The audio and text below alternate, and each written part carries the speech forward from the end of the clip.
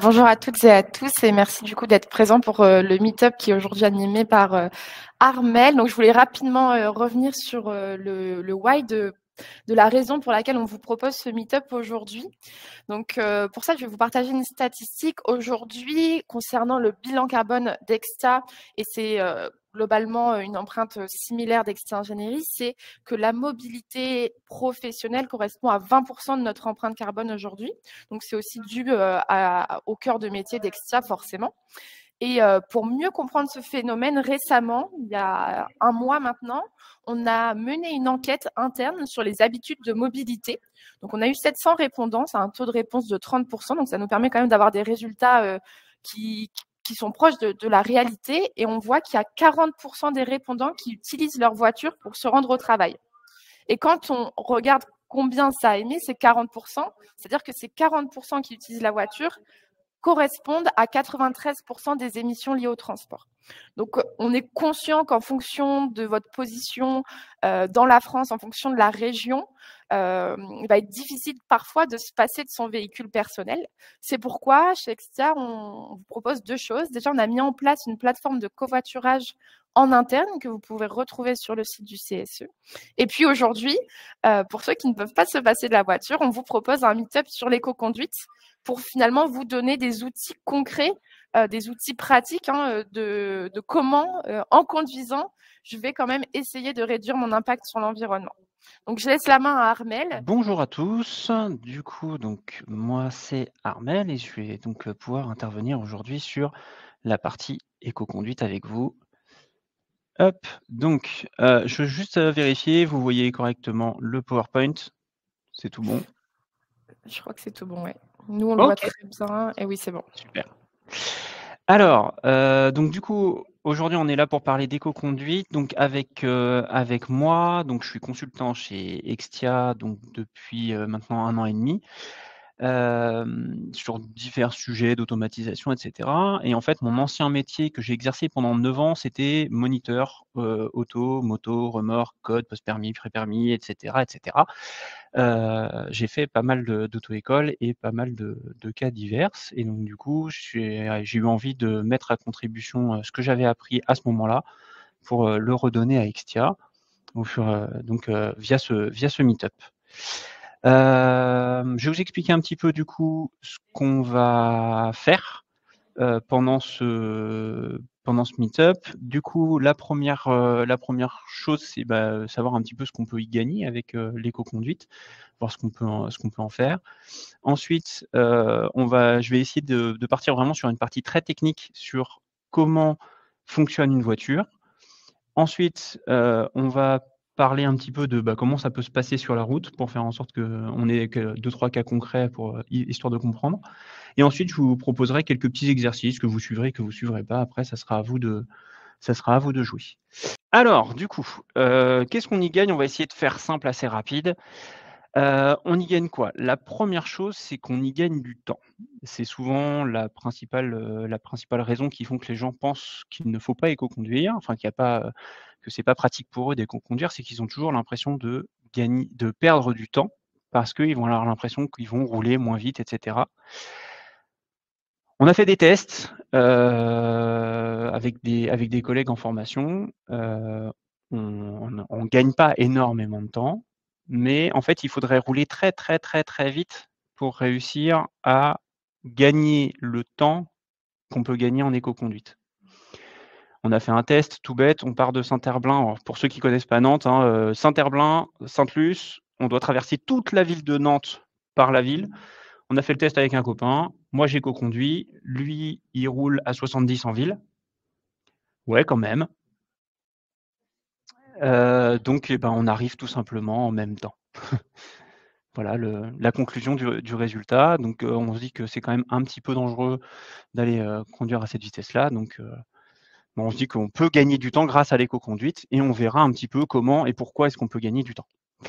De l'énergie humaine, énormément, parce qu'en fait, l'éco-conduite nous permet d'avoir un comportement qui va être apaisé pendant notre conduite et donc du coup, ça va nous permettre d'être un petit peu moins, stressés au volant et ça, c'est beaucoup d'énergie, à la fin d'une journée.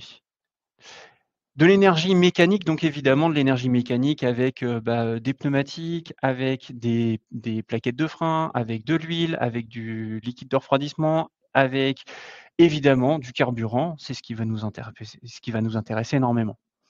Du confort pour les passagers, parce que du coup, comme on adopte une conduite apaisée avec des rythmes de freinage qui vont être un petit peu plus sympathiques, on va éviter de secouer tous nos passagers et ça, c'est quand même assez sympa. Alors, un coup de pouce pour la planète, oui, évidemment, elle vient d'en parler. Ça représente 20 de nos émissions de carbone, en fait, de conduire, notamment donc a priori chez Extia. Et là, je vais me baser sur des chiffres concrets qu'on a par expérience. Donc moi, quand je travaillais, dans mon ancienne boîte en moniteur auto-école, on travaillait avec Orange, par exemple. Sur leur flotte de véhicules, pour les gens qui ont suivi une formation complète d'éco-conduite, ce qui dure à peu près une journée, à la fin de cette journée, ils avaient, pendant, l'espace de 3 semaines, une diminution de leur consommation de carburant aux alentours de 40. Ouais, 40, ça commence à faire, hein, on commence à parler un petit peu, ouais. Du coup, si ils arrivent à diminuer cette, jusqu'à 40, alors il faut bien se dire que ça va pas durer, éternellement puisque du coup, c'est quand les informations sont toutes fraîches, qu'on a encore beaucoup de volonté. C'est un petit peu, un petit peu comme quand on essaie de changer nos vies, bah, forcément, au départ, on se dit: «Ouais, je suis super motivé», puis après c'est un petit peu plus délicat. Et donc du coup, avec le temps, ils ont réussi quand même à diminuer leur consommation de carburant au global sur tout le parc de 4 à 5. C'est quand même pas négligeable. Donc ce que je mets, hein, je vais pas tout citer, ça serait beaucoup trop long. On peut y trouver beaucoup, beaucoup d'avantages et je serais plutôt assez fan que vous m'envoyiez, vos petits commentaires à la fin si jamais, vous trouvez de nouveaux avantages une fois que vous aurez testé l'éco-conduite et vu un petit peu, ce qu'on pouvait en faire. N'hésitez pas à m'envoyer des petits messages. Je serai disponible sur Slack et pour, répondre à ces messages de vos commentaires et aussi pour, si jamais vous avez des questions suite à ce meet-up, je reste, super ouvert, à toutes ces questions. Voilà. On part maintenant sur comment ça fonctionne une voiture. Je vais, énormément simplifier, donc si jamais il y a un ancien mécanicien dans la salle, on s'enflamme pas, c'est normal, c'est de la simplification. Je ne vais pas, vous expliquer chacune des pièces du moteur, ça serait super long. Comment fonctionne une voiture? Alors, au départ, déjà, on va commencer avec un moteur. Le moteur, c'est quoi? C'est un bloc avec à l'intérieur une sorte de pédale de vélo, au-dessus de laquelle on vient créer une explosion et ça va permettre de faire tourner la pédale de vélo. C'est tout bête et donc du coup, ça va nous permettre de faire transformer l'énergie, dans un sens en énergie rotative. Donc du coup, ensuite, ça va être relié à un embrayage. Un embrayage, c'est quoi? C'est 2 gros disques qui s'éloignent et qui se séparent. C'est ça le principe d'un embrayage. Qu'on soit sur une voiture automatique ou non, ça ne change rien. Voilà, c'est juste les technologies qui vont juste différer un tout petit peu. Quand je fais tourner mon moteur, que mon embrayage est séparé, mon moteur il tourne tout seul et de l'autre côté, le reste de la chaîne ne va pas tourner lui. OK? Donc ça n'entraînera pas notre boîte de vitesse. Notre boîte de vitesse, c'est quoi? C'est des roues plus ou moins grandes.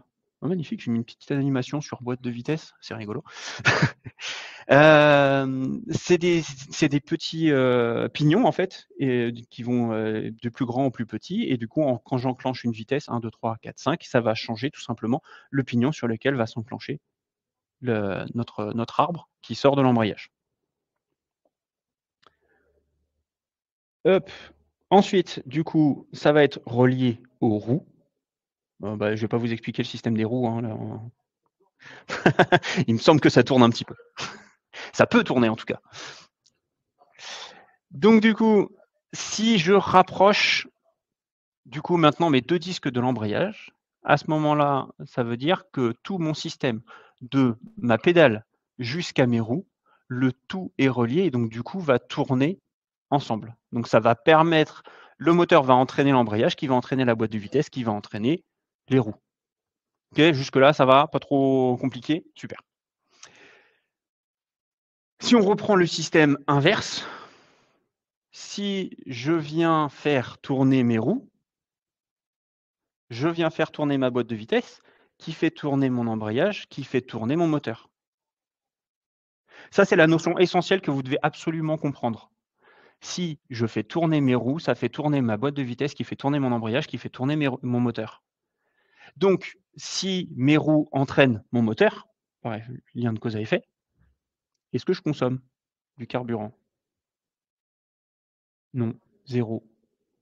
Je ne consomme absolument aucun carburant à ce moment-là. Alors, pour ceux qui seraient vraiment spécialistes mécaniques, on consomme un tout petit peu de carburant juste pour la partie lubrification du moteur. Mais en fait, c'est tellement infini-décimal qu'on ne va pas rentrer dans ce détail-là. On reprend le parallèle qu'on va faire avec un vélo, qu'on avait tout à l'heure. Si je fais tourner mes roues, mais que je pédale pas, mon vélo, il avance quand même. Et donc, du coup, je ne consomme pas d'énergie à ce moment-là. Donc, ça veut dire que là, si j'étais dans ma voiture, je prends une descente, je ne touche pas à l'accélérateur, mes roues entraînent ma boîte de vitesse qui entraîne mon embrayage qui entraîne mon moteur. À ce moment-là, je ne consomme rien. Mettons que, à ce moment-là, je me dis « Ah tiens, je vais appuyer sur mon embrayage ». Je sépare mon moteur de mes roues. Si je sépare mon moteur de mes roues, bah, mon moteur il est obligé de consommer pour rester démarré. Jusque-là, facile? Tout à fait. Fausse bonne idée d'appuyer sur l'embrayage. On a l'impression qu'on pourrait consommer moins, sauf qu'en fait, du coup, notre roue n'entraîne plus notre moteur. Et comme elles n'entraînent plus mon moteur, bah, à ce moment-là, je me retrouve dans la partie où je consomme plus. Et je consomme énormément. Ça marche? C'est bon sur la partie mécanique un petit peu, ça cool.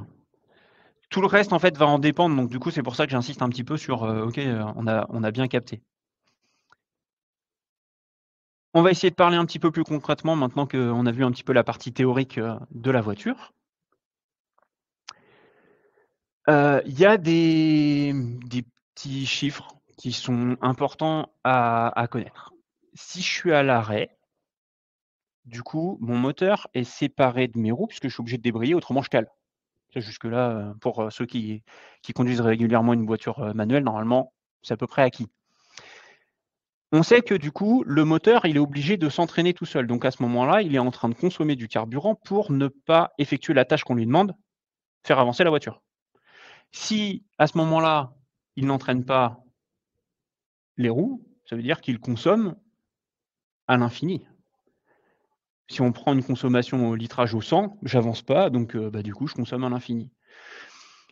Par contre, on a pendant toute une période entendu des petites rumeurs qui disent que non, il ne faut pas couper son moteur parce que quand on le redémarre, ça consomme 1 litre.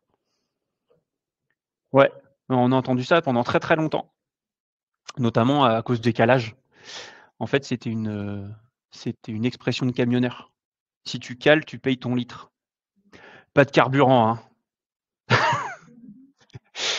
Bref. Les informations ensuite, du coup, le bon rapport au bon moment. Si vous avez conduit un vélo, vous allez vite comprendre de quoi je parle. Si j'arrive dans une grosse montée avec mon vélo et que je mets la vitesse la plus dure qui fait que ça force à fond, ça va être compliqué de monter. Par contre, si je viens enclencher la bonne vitesse qui fait que j'ai une rotation de mes jambes qui va bien, à ce moment-là, ça va être beaucoup plus facile de monter.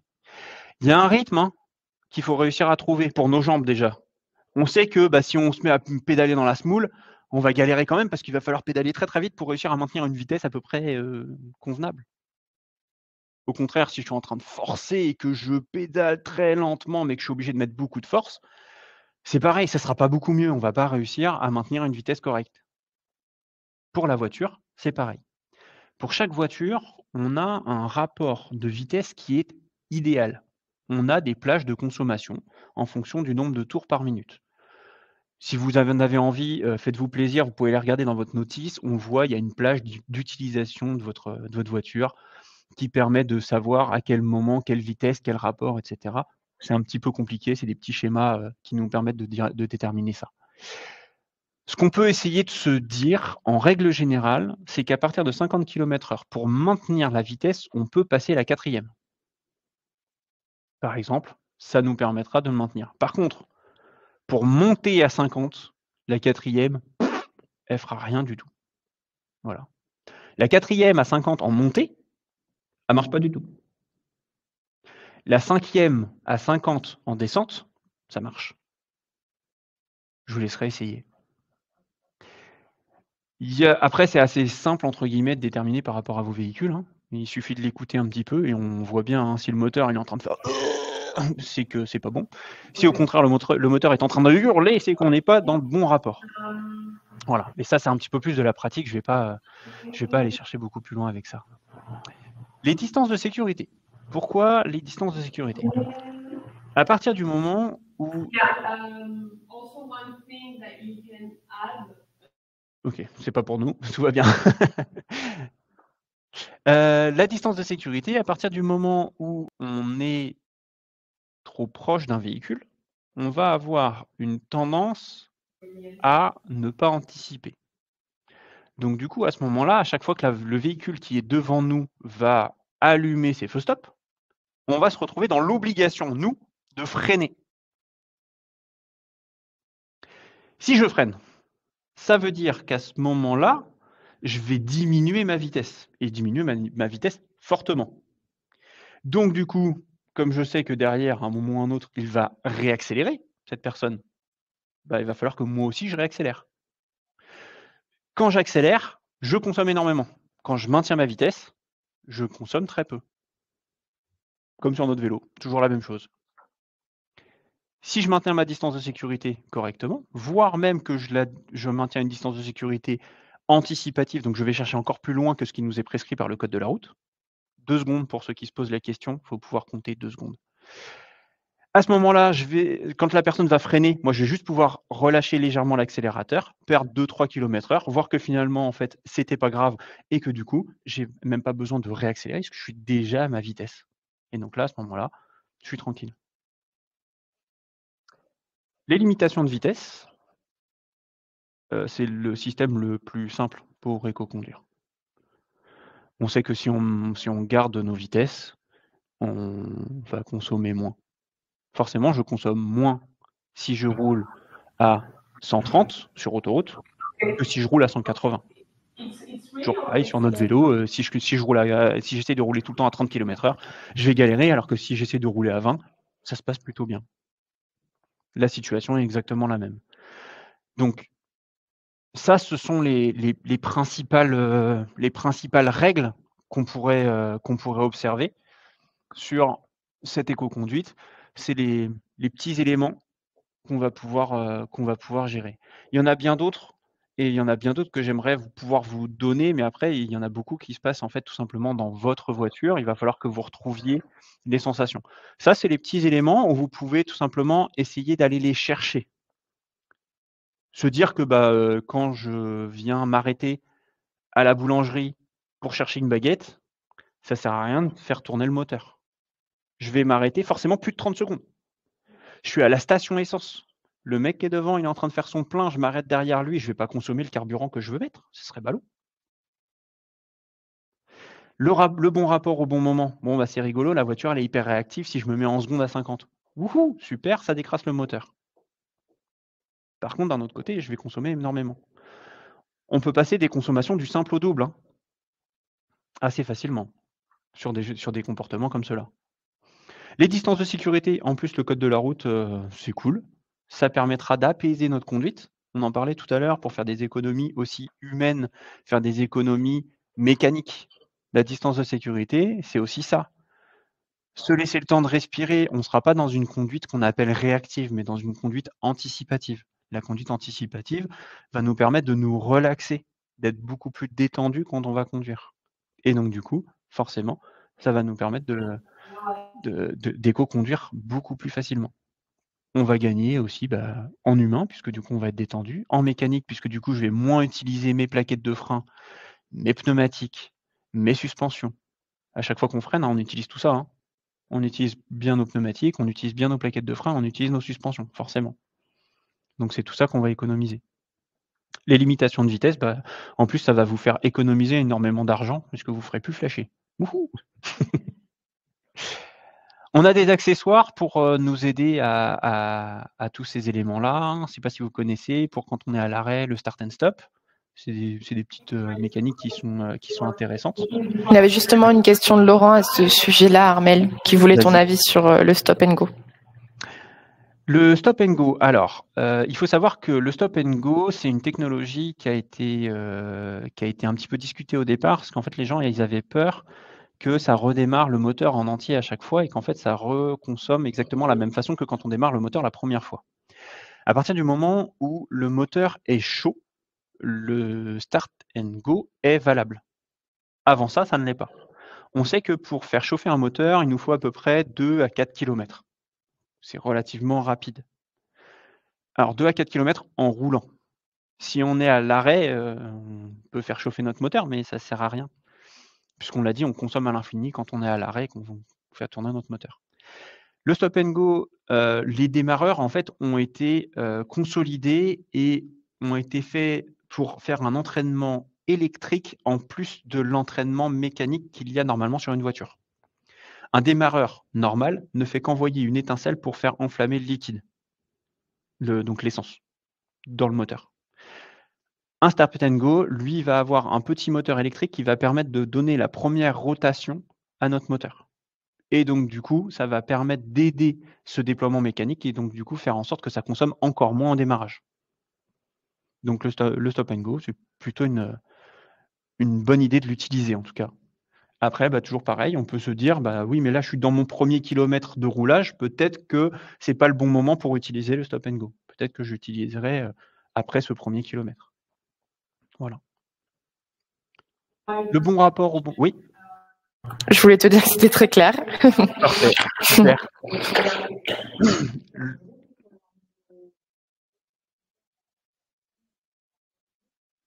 L'utilisation du stop and go, en fait, ça va permettre de diminuer la consommation de carburant quand on est à l'arrêt.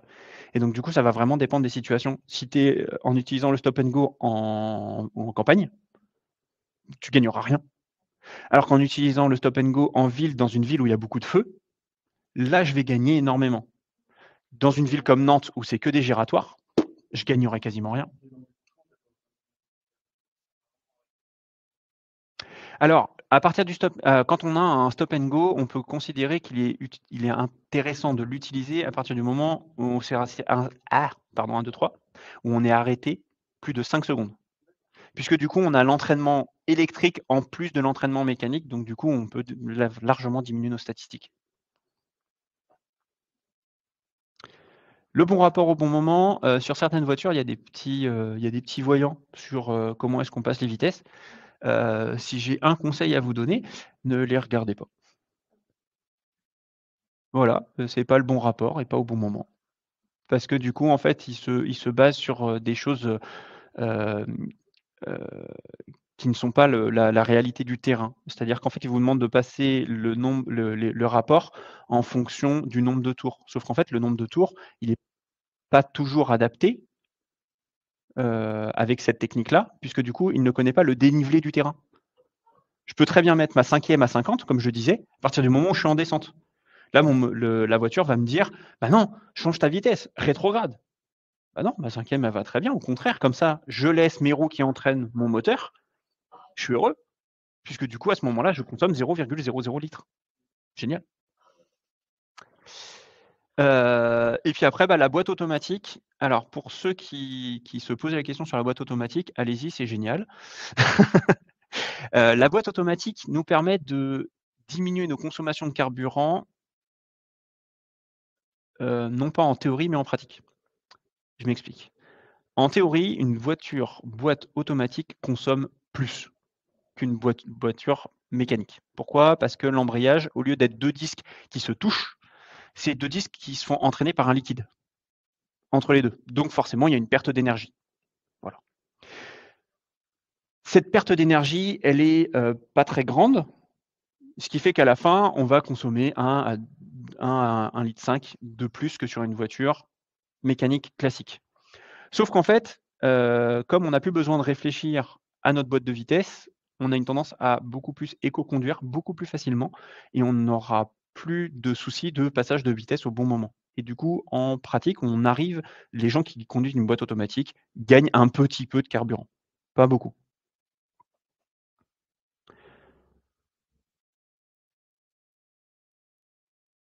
Voilà pour ça. Et pour les distances de sécurité, du coup, on a les régulateurs, limiteurs de vitesse. C'est pareil. C'est des choses qu'on peut utiliser. Alors, en théorie, le régulateur de vitesse consomme plus. Pourquoi?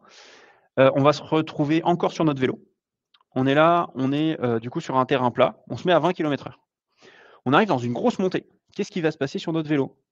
Eh ben, on va tout simplement diminuer naturellement notre vitesse en se disant: «C'est pas grave, je vais rouler à 15 dans ma montée et peut-être à 25 dans ma descente». Ça, c'est ce que le régulateur ne fait pas. Du coup, il force comme un bourrin pour être sûr de continuer toujours à la même vitesse. Du coup, on a une perte de carburant à ce moment-là. Le limiteur, du coup, on est toujours maître de la vitesse, donc techniquement, on pourrait se dire on va baisser notre vitesse dans la montée et du coup, rester à la vitesse max dans la descente puisqu'on a le limiteur qui nous empêche d'aller plus loin. On a une question de Rémi qui nous dit OK, donc en 4e pour maintenir le 50 sur du plat. Et il te demandait du coup en 5e, tu te conseilles pour maintenir quelle vitesse?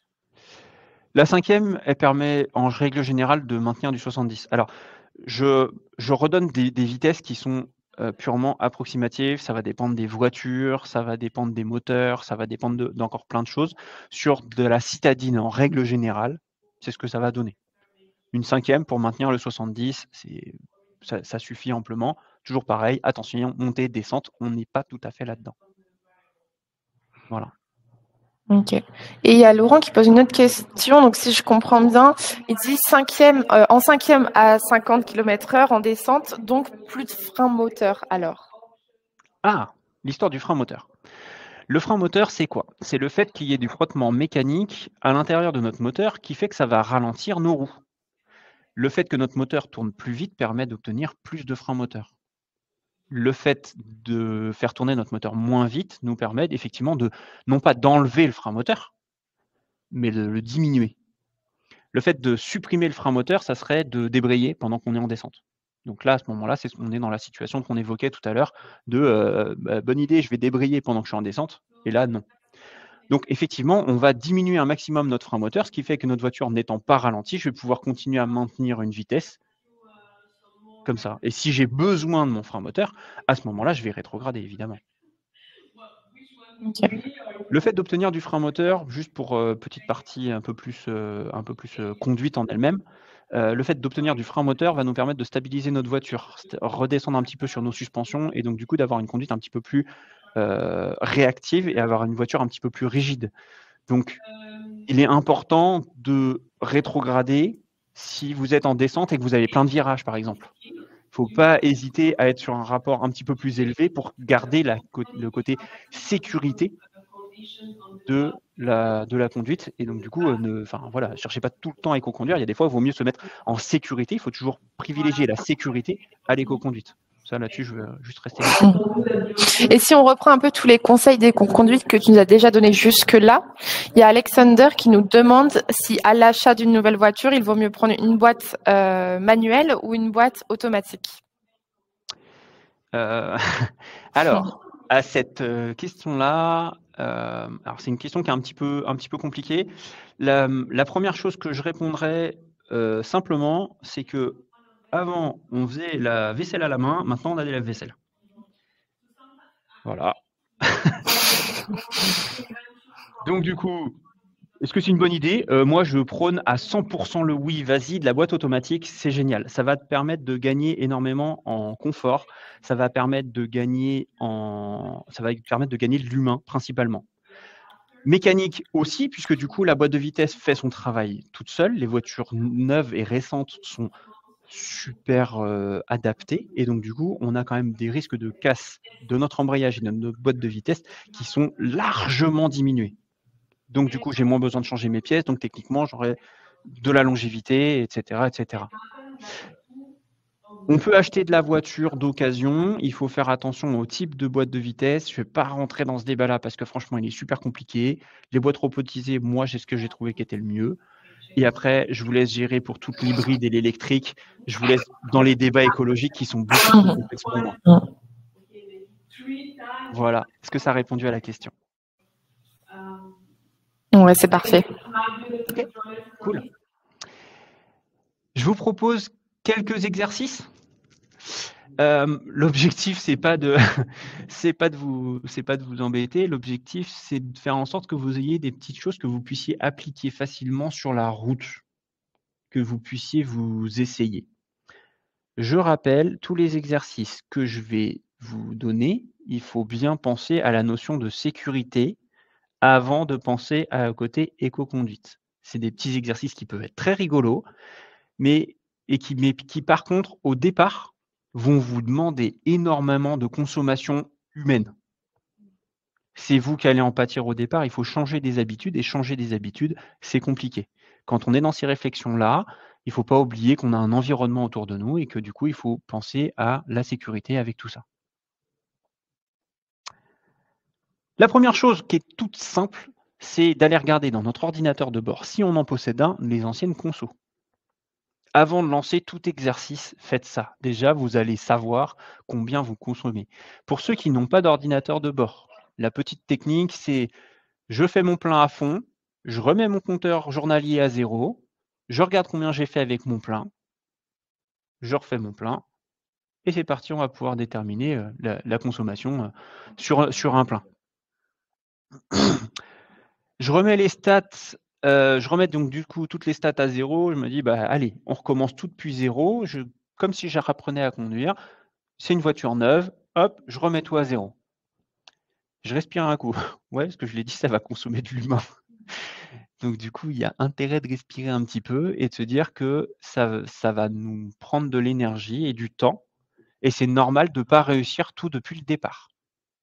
Je regarde autour de moi, toujours ma petite notion de sécurité, où je vous dis, n'oubliez pas, c'est très important.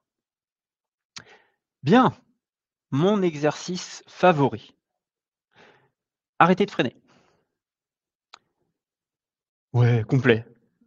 Oui, complètement. Oui, on peut complètement conduire. Alors, pas dans toutes les villes, parce qu'il y a quand même des petites spécificités, mais on peut complètement conduire, aller d'un point A à un point B sans freiner. Du tout. Et traverser tout Nantes, tout Paris. On peut traverser n'importe quelle ville entièrement sans freiner. Le seul moment où on est réellement obligé de freiner, c'est si on a un stop en descente. Non, feu rouge, on ne peut pas freiner. Voilà, c'est exactement la réaction que je souhaitais. Donc, du coup, un feu rouge. J'arrive face à un feu rouge. Je me dis, oh là là, mais dis donc, le feu il est rouge. Si j'ai suffisamment anticipé le fait qu'il est rouge, à ce moment-là, je vais pouvoir lever le pied sur mon accélérateur, laisser la voiture descendre mes rapports pour faire en sorte d'économiser mon énergie mécanique, frein, pneus, suspension, utiliser le frein moteur pour ralentir au maximum, laisser ma voiture rouler le plus lentement possible jusqu'à ce que le feu passe au vert et réaccélérer. Juste pour sur un 50 mètres, je démarre, je maintiens ma vitesse, je m'arrête. Ce qui consomme le plus, c'est le démarrage, le passage de 0 km/h de la voiture jusqu'à 10 km/h. C'est ce qui va consommer le plus. Toute la partie je maintiens la vitesse, ça va. Même dans l'accélération après les 10 km/h, ça va, c'est une consommation raisonnable. Le fait d'arracher les premiers kilomètres-heure, c'est là que c'est le plus compliqué. Pour ceux qui ont déjà fait l'expérience de pousser une voiture, on s'en rend compte très très vite. Hein. On est là, on est obligé de forcer comme des malades pour faire le premier tour de roue. Une fois que le premier tour de roue est fait, oh, ça va mieux. Tout de suite, on va pouvoir réussir à pousser la voiture. Les feux rouges, donc c'est potentiellement entre guillemets le plus complexe quand même dans l'éco-conduite parce que du coup, on peut se retrouver avec un feu vert qui passe au rouge. Et là, du coup, on n'a pas le choix, on s'arrête. Hein. Ne me faites pas dire ce que je n'ai pas dit. On ne passe pas au feu rouge. On peut se retrouver dans cette situation-là. Mais voilà, dans l'objectif, vous pourriez tout à fait le faire en anticipant au maximum. On peut même se retrouver dans l'anticipation de le feu est vert, mais il va passer au rouge puisque le petit bonhomme des piétons passe au rouge. Donc, du coup, je peux commencer déjà à ralentir, repasser ma première roulante qui fait que je vais rouler à 5-10 km/h en fonction des voitures. Et là, du coup, attendre que le feu passe au vert. Et du coup, en première, il y a Mehdi qui nous demande ce que tu penses du frein moteur en première. Alors, le frein moteur de la première est un frein moteur qui est très violent. Donc du coup, il faut savoir vraiment le passer au bon moment. Mais c'est pas un problème. Mécaniquement parlant, ça fonctionne. La première est une vitesse comme une autre. Donc il n'y a pas de souci particulièrement. On peut tout à fait ralentir, se remettre jusqu'à la première, avoir du ralenti moteur sur la première. En auto-école, on dit qu'il ne faut pas s'arrêter en première. C'est juste pour une raison mécanique, c'est que en fait, comme la première a un frein moteur très violent, on se retrouve à se faire secouer dans la voiture tout le temps. Les moniteurs passent un petit peu de temps dans une voiture d'affilée. Les inspecteurs aussi, ils n'aiment pas se faire secouer toute la journée. Donc du coup, c'est pour ça qu'on dit aux élèves qu'il ne faut pas le faire. Mais en fait, dans le principe, on pourrait tout à fait aller rétrograder jusqu'à la première pour venir chercher un arrêt beaucoup plus doux. Mais par contre, il faut avoir une maîtrise de son embrayage aussi millimétrée pour faire en sorte de ne pas se retrouver à se faire secouer toutes les 2 secondes. Et du coup, j'enchaîne avec la question de Rémi, qui a constaté une grosse différence entre le frein moteur d'une essence et d'une diesel. Je ne sais pas si toi, tu as un avis là-dessus, parce que lui, du coup, il nous explique son expérience, que depuis qu'il a une essence, il arrive moins à gérer le frein moteur. Oui. Les moteurs diesel sont des moteurs qui tournent moins vite. Ouais. Et du coup, ils sont,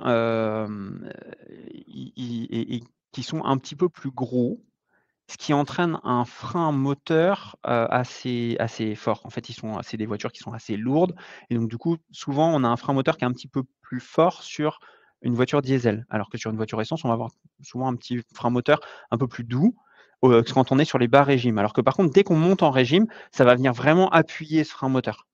Donc, moi, ce que je conseille, en fait, c'est si tu veux obtenir plus de frein moteur, il faut que tu rétrogrades. Une voiture, à partir du moment où on est en décélération, si on vient faire monter notre moteur à 7000 tours minute, c'est énorme 7000 tours minute sur une voiture, hein, c'est pas grave.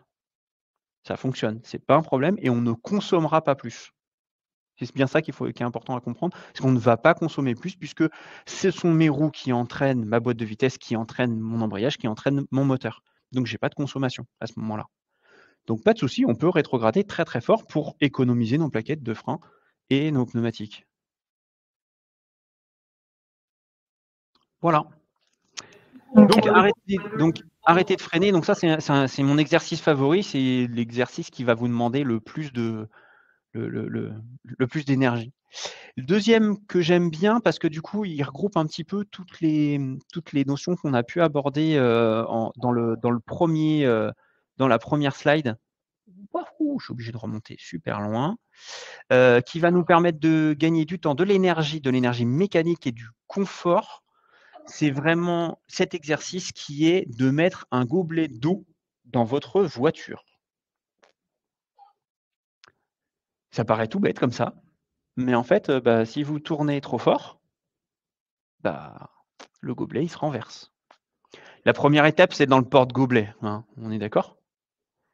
La deuxième étape, on le remplit à bord. Il faut laisser à peu près 2 cm en dessous le bord du verre, au minimum.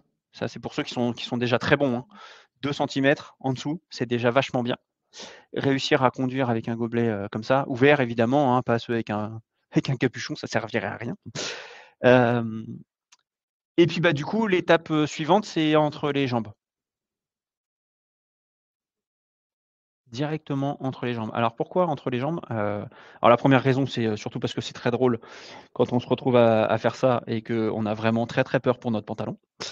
La deuxième raison, c'est qu'en fait, ça va nous obliger à faire des mouvements beaucoup plus lents.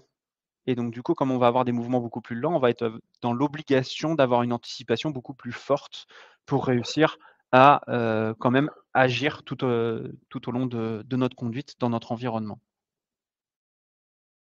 Voilà pour ça, pour tous les exercices.